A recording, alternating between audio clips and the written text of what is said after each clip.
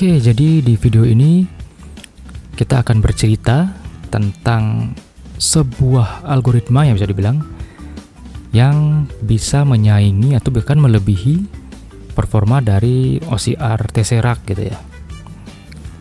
Oke, tanpa perlu banyak intro lagi, kita langsung aja ya masuk ke inti videonya. Yang BTW ini cuman intermezzo aja ya videonya. Oke, check it out.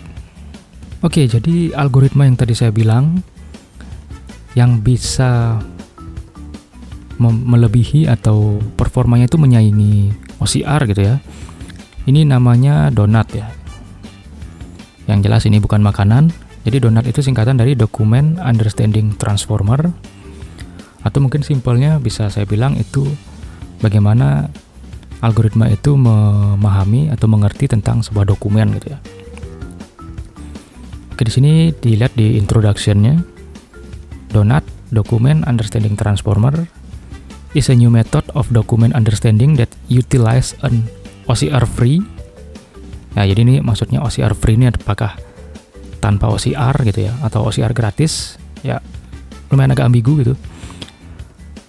Ya, that utilize an OCR free end-to-end transformer model. Nah, jadi donut ini sebuah metode baru gitu ya untuk memahami sebuah dokumen yang dengan menggunakan utilisasi OCR free tadi ya, bisa dibilang tanpa OCR gitu. Oke, lanjut. Donut does not require off-the-shelf OCR engines atau API, yet it shows state-of-the-art performance on various visual document understanding tasks. Jadi donut itu nggak perlu off-the-shelf, nih nggak tahu lah istilahnya apa ya. Jadi donut tuh nggak perlu OCR engine gitu ya atau API gitu. Nah, jadi ini bisa dibilang kayak sebuah metode baru untuk memahami sebuah dokumen gitu ya.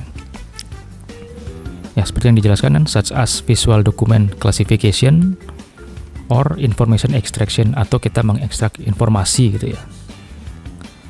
Nah, ini sebagai tambahan dia juga memberikan gitu SynthDoc, Synthetic Document Generator, yang mungkin akan membantu pre-training lebih fleksibel untuk beberapa dokumen yang memiliki variasi bahasa dan domain gitu ya di sini. Oke, di sini juga ada papernya buat kalian kalau misalkan mau baca-baca gitu ya. Nah, di sini OCR Free Document Understanding Transformer. Nah, ini tim penyusunnya ya. Rata-rata dari Naver Clova, Naver Search, Naver AI Lab gitu. Oke, itu sedikit intro dari donut. Nah, di sini mungkin lanjutnya saya mau bilang ya, kenapa sih kok bisa dibilang lebih bagus performanya ketimbang Tesseract OCR gitu. Nah, di sini saya pakai studi kasus untuk memahami identity card-nya Indonesia atau KTP gitu ya.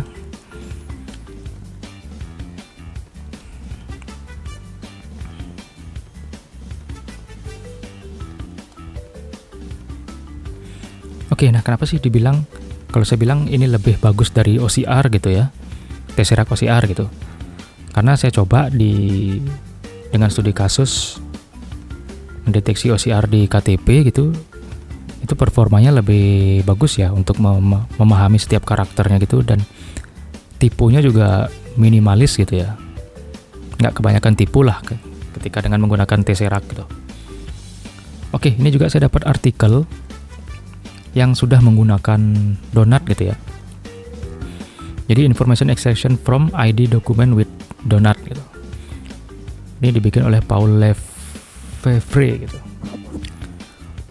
Oke, yang menarik di sini kalau saya lihat untuk persyaratannya itu sendiri, nah, you will need a dataset of ID document at least 100 sampai 150 sampel gitu ya.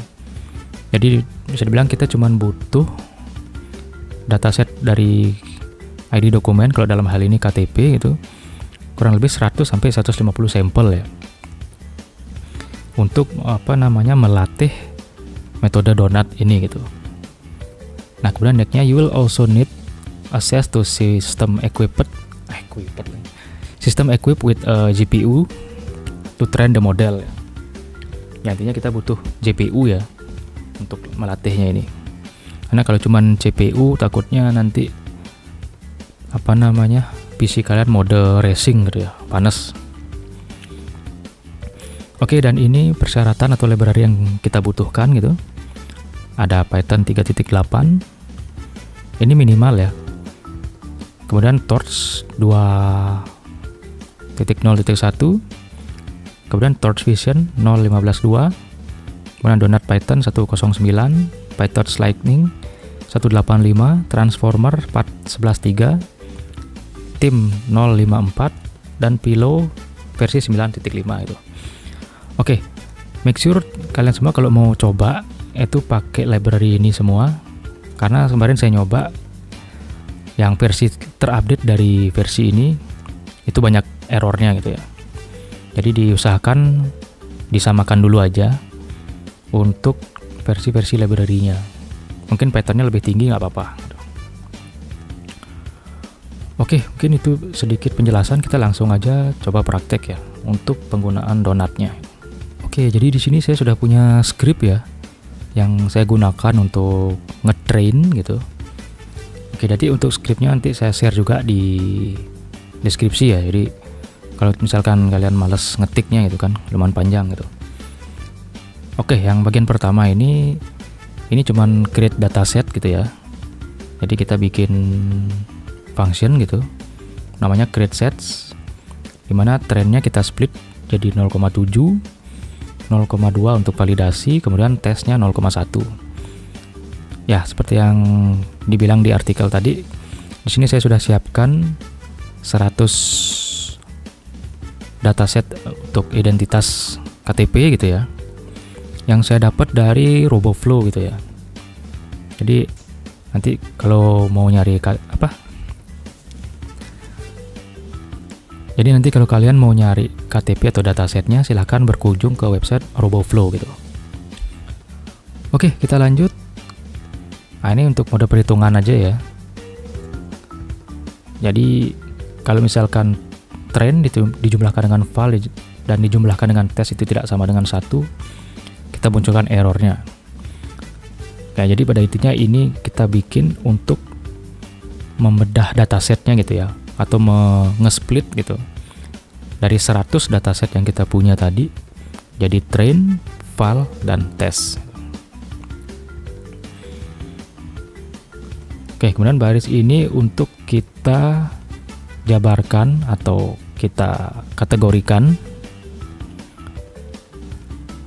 bagian atau komponen-komponen mana aja yang mau kita isi gitu ya. Nah, ini kan seperti biasa kalau KTP ada nick, ada nama, ada tempat lahir, tanggal lahir, jenis kelamin, alamat, RT RW, kelurahan, dan kecamatan. Emang mungkin masih banyak ya, ada baris agama, terus status dan lain sebagainya, tapi karena saya nggak perlu, jadi nggak saya cantumkan di sini gitu. Oke, nah silakan kalian mau ketik atau mau di copy paste aja nanti dari link di deskripsi, silahkan gitu. Yang jelas ini baris untuk kita buat datasetnya gitu. Nah, setelah kalian buat script yang tadi, nah silakan kalian bisa buat satu file berupa spreadsheet gitu ya. Nah, untuk namanya silahkan kalian isi bebas, ini nggak harus labels gitu ya. Oke, silahkan dibuat barisnya itu ada file name, ada nick, ada nama, ada tempat, tanggal lahir, jenis kelamin, alamat, RT RW, kelurahan, desa, dan kecamatan. Jadi intinya ini sama dengan yang kalian buat di row-nya ini ya, di datanya ini. Nah, jadi nick, nama, tempat, nah ini sama persis ya. Jadi kalau huruf kecil, penamaannya juga huruf kecil gitu. Nah, kalau pakai underscore juga penamaannya harus underscore. Nah, kurang lebih seperti itu. Nah, jadi nextnya tugas kalian itu silakan dataset yang sudah kalian kumpulkan itu dijabarkan dulu ya di sini. Jadi ditulis file name-nya ini adalah nama file JPG-nya. Kalau filenya berupa gambar ya. Oh ya, pastikan bahwa filenya ini berupa gambar ya, baik JPG atau PNG gitu. Karena untuk ngebaca kan dia harus extensionnya image gitu ya. Oke, file name-nya silahkan kalian isi, misalkan kalau saya ktp01.jpg. Yang jelas ini untuk nama filenya gitu ya. Kemudian NIK biasanya adalah 16 karakter kan. Jadi misalkan sampel 9, 10, 11, 12, 13, 14, 15, 16. Oke, udah 16 karakter lah intinya gitu kan. Kemudian nama gitu ya, misalkan Indra gitu. Oke, ini tempat lahir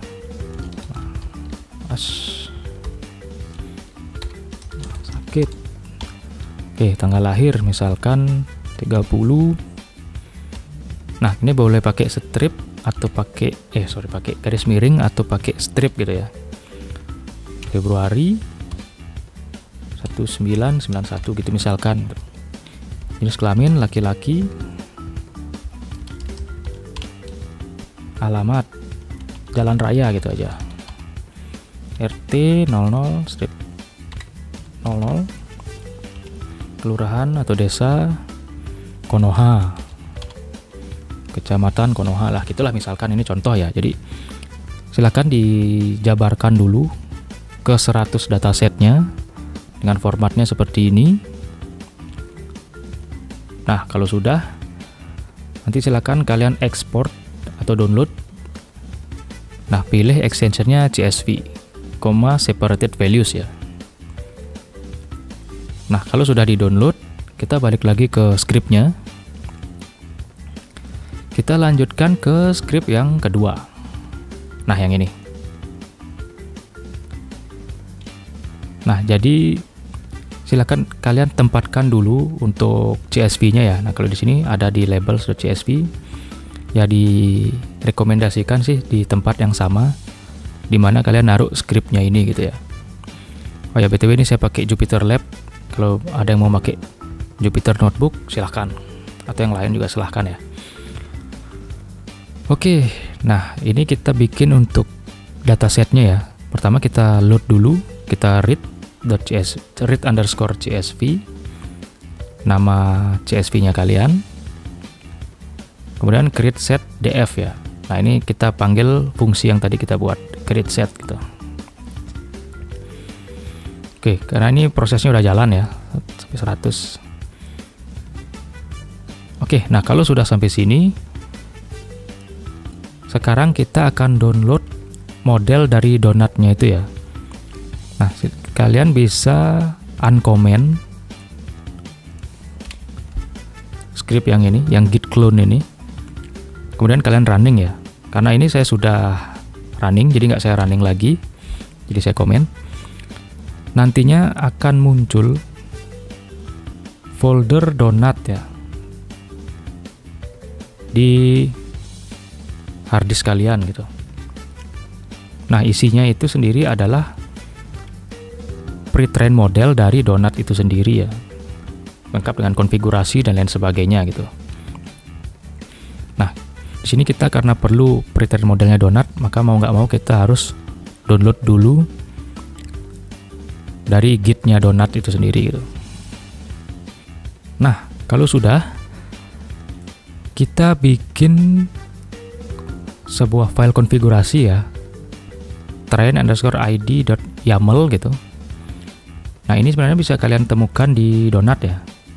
Nah, ini mungkin nanti agak beda namanya, ini saya rename gitu ya. Di sini kita konfigurasi untuk settingan trainingnya gitu ya. Oke, mungkin ini defaultnya nanti akan berbeda dengan yang teman-teman punya gitu. Tapi yang pasti yang saya sesuaikan di sini, saya kasih guide-nya ini result path. Nah, ini terserah di mana kalian akan menyimpan hasil dari trainingnya. Kemudian yang baris ketiga, pre-train model name or path. Nah, di sini kita akan ngambil atau kita akan loading pre-train modelnya gitu ya. Nah, di sini untuk pre-train model yang kita pakai itu Neverclova 9 Donut Base Fine Tune Core V2. Nah, ini kita ambil dari Hugging Face ya. Kalau yang nggak tahu Hugging Face. Nah, jadi ini tempat di mana riset para tukang riset gitu istilahnya itu bisa nyimpen model atau dataset mereka gitu ya. Nah, kalau tadi Naver, Clova X, Donut Base Fine-Tune Core V2. Nah, ini bisa kita cari di sini ya. Nah, inilah dia kurang lebih pre-train modelnya gitu ya. Oke, dan di sini juga udah disertakan seperti apa alur atau arsitektur dari Donut itu sendiri ya. Nah, untuk pre-train modelnya sendiri sebenarnya untuk Donut ini dia makainya invoice ya kalau kita lihat di sini. Jadi input image-nya itu ada struct atau invoice gitu. Yang kemudian bisa kita lakukan klasifikasi atau parsing gitu ya di Donut-nya itu. Kemudian dia di encode dengan transformer. Kemudian menghasilkanlah output ya. Outputnya berupa receipt. Ya bahasa Inggrisnya struct atau apa ya, kwitansi lah itu resep gitu ya. Nah, ini dengan pertanyaan ya. Ketika misalkan kita kasih pertanyaan what is the price of Coco Mochi gitu. Nah, nanti outputnya akan menjawab 14.000 gitu. Nah, ini sih di sini bisa kita lihat ya, ada karakter Coco, bisa di zoom, Coco Mochi. Nah, harganya 14.000 ya. Jadi outputnya nanti akan berupa, dia akan menjawab 14.000 gitu sesuai dengan pertanyaan gitu. Nah, untuk parsingnya dia akan ngeparsing semua karakter ya. Di sini ada 3002 Kyoto Choco Mochi. Tadi saya bilang Choco apa Koko ya? Ya itulah pokoknya ya. Ya, apapun yang ada di struknya atau resipnya nanti akan diparsing oleh Donut-nya itu sendiri. Nah, ini kalau di-convert ke JSON ya, seperti ini. Oke, kurang lebih seperti itu ya untuk arsitekturnya, dan ya ini link untuk pre-train modelnya. Silahkan kalian bisa, kalau mau download silahkan ya, manual gitu misalkan. Tapi di sini kita sudah bisa panggil ya dari sini. Oke, next dataset DEM or PET. Nah, ini tempat kita akan menampung datasetnya gitu ya. Jadi ada, kali ini bisa teman-teman sesuaikan di mana tempat kalian menyimpan gitu ya nantinya. Yang jelas dataset yang kita simpan di sini ada data gambar ya gitu ya. Nah, data di sini itu sama dengan data yang kita define di sini. Oke, jadi nanti akan di folder data ini nanti akan otomatis generate ada train, ada file, ada test gitu ya. Oke, next kita atur train batch size itu jadi 2. Nah, ini kalau teman-teman punya GPU yang bagus ya gitu misalkan, yang tinggi lah ibaratnya speknya gitu, ini bisa kalian naikkan gitu ya. Di sini saya setting 2 karena kemarin saya naikkan kipasnya jadi kenceng gitu, jadi nge-racing CPU-nya gitu. Makanya saya set jadi 2. Kemudian full batch size ini 1, biarin aja. Oke, yang ini nggak ada perubahan sampai di warm up steps gitu ya. Untuk warm up step ini ada rumusnya ya. Is equal to 6 training sample per epoch dibagi train batch size dikali max epochs dibagi dengan 10. Nah, jadi misalkan datanya itu 100 gitu ya. Equals to 6 training samples per epoch gitu. Nah, di sini saya kasih 100 gitu kan. 100 dibagi dengan train batch size tadi 2. Jadinya 50 kan. Dikali max epochs. Oh ya, max epoch saya bikin 30. 30 bagi 10 sama dengan 3 gitu ya. Jadi tadi 50 kali 3 itu 150 ya. Nah, berhubung ini saya naikin dikit masih aman, jadi saya naikin aja ke 160 gitu. Oke, kita ulang lagi yang perlu disesuaikan buat teman-teman itu di result path. Di bagian dataset name or path ya, ini diganti. Kemudian di train batch size. Kemudian ada di warm up steps. Number training sample per epoch dan max epochnya. Oke, ganti itu aja, sisanya biarkan di default gitu ya. Oke, nah kalau sudah seperti ini, train_id.yaml kita udah setting. Sekarang kita buka terminal ya. Kalau di Jupyter Lab gitu, tinggal kalian klik plus saja di sini new launcher, nah pilih terminal gitu ya. Oke, langkah selanjutnya adalah kita aktifkan environment yang menggunakan GPU ya. Di sini nama yang saya buat itu TF gitu ya. Jadi scriptnya conda activate TF. TF ini nama environmentnya ya. Oke, kalau sudah, kita akan masuk ke folder donut tadi.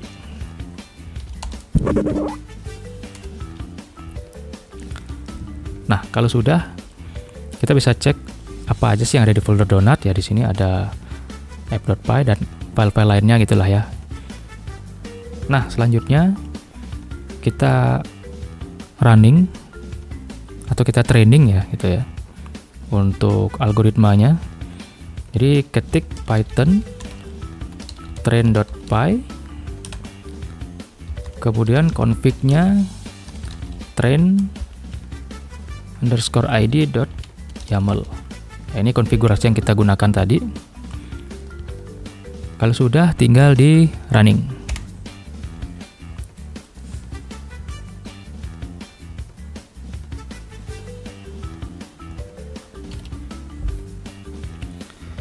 Oke, jadi tugas kita sekarang tinggal nunggu aja running atau prosesnya selesai gitu ya.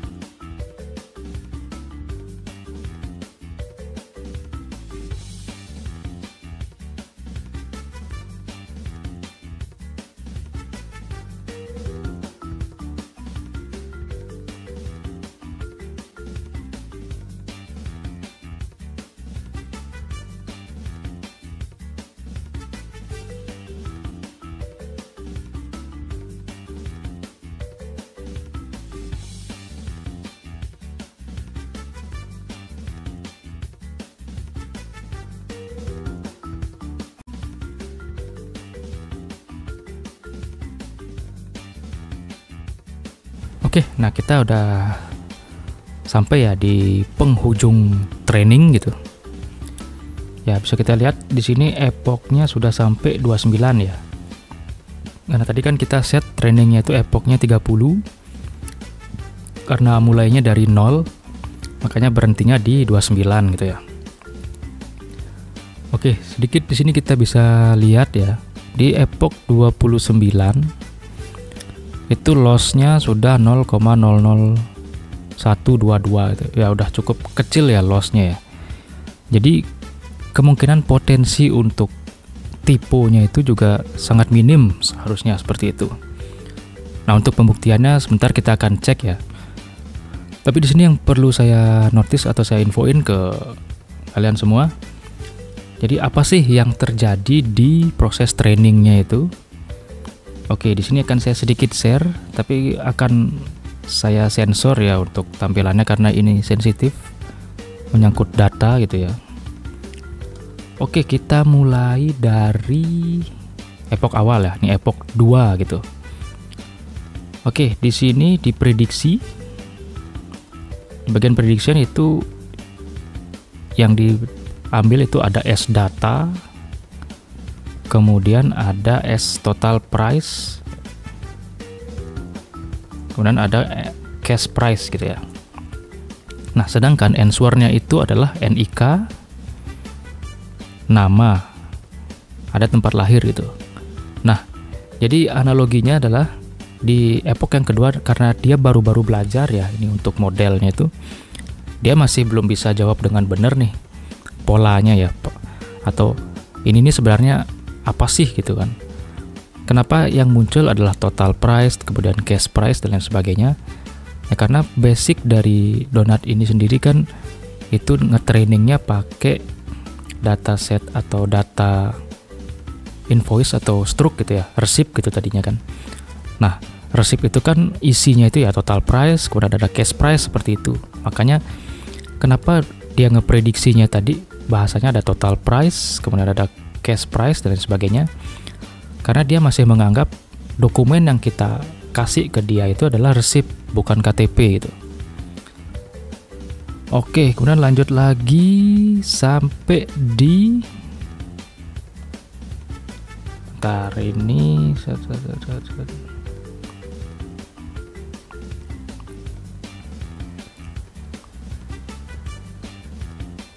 Oke, nggak kelihatan. Nah, di pertengahan lah ini ya. Masuk ke pertengahan training gitu, entah ini epoch berapa gitu ya. Kalau kita lihat di bagian prediction itu dia sudah mulai memahami ya karakter atau tipe dokumen ini apa sih gitu. Jadi prediksinya dia udah bisa baca NIK, kemudian dilanjut dengan nama, kemudian ada tempat lahir juga dan seterusnya ya.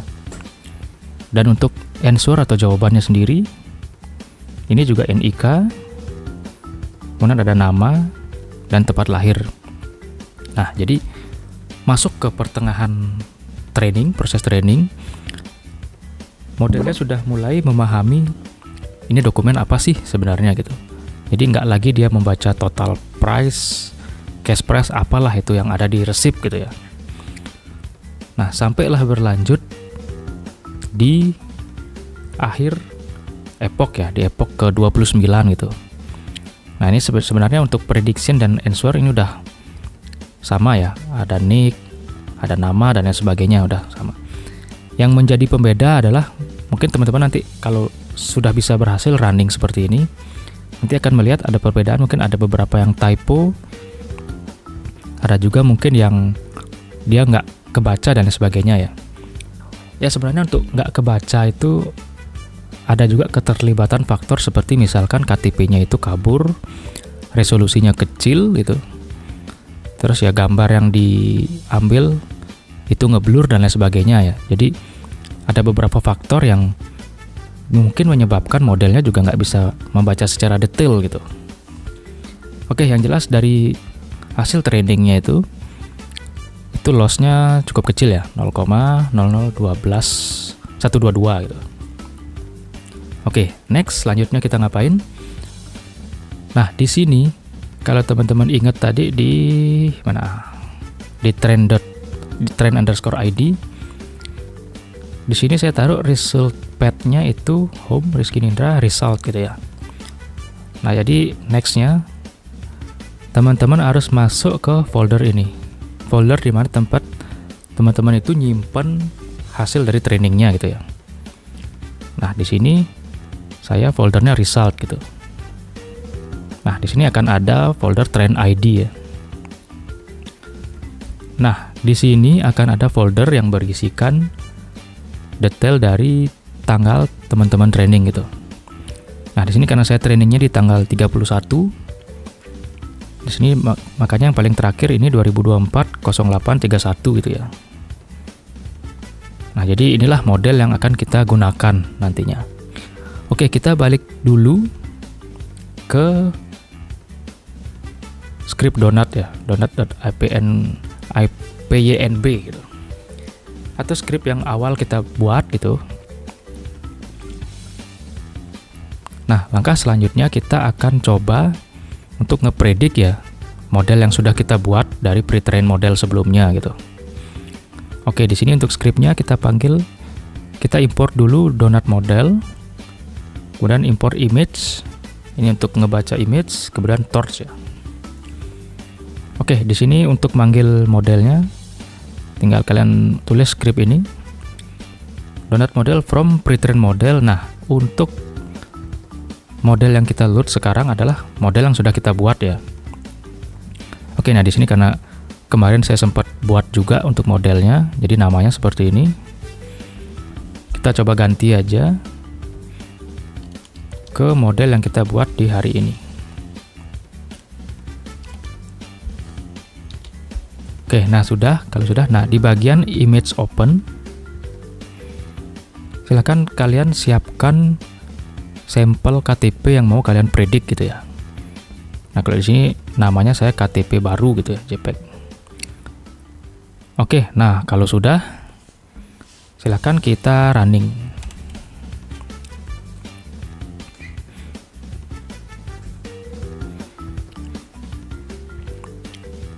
Nah, di sini hasilnya sudah kelihatan ya.